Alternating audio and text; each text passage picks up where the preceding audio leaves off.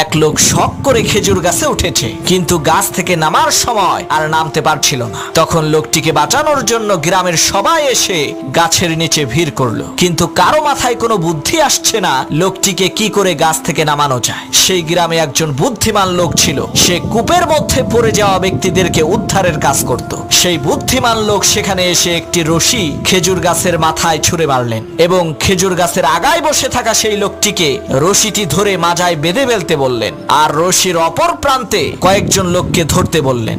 বুদ্ধিমান লোকটির কথা মতো তারা রশিটিকে ধরলেন। হঠাৎ করে সেই বুদ্ধিমান লোক বলল, এখন টান মারো।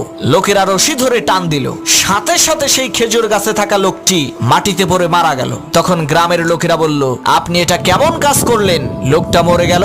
তখন সেই বুদ্ধিমান লোক বলল, ভাই, এটা লোকটার কিসমতের দোষ, আমার কোনো দোষ নাই। এই একই টেকনিক খাটাইয়া অনেক মানুষকে আমি কুয়া থেকে বের করেছি।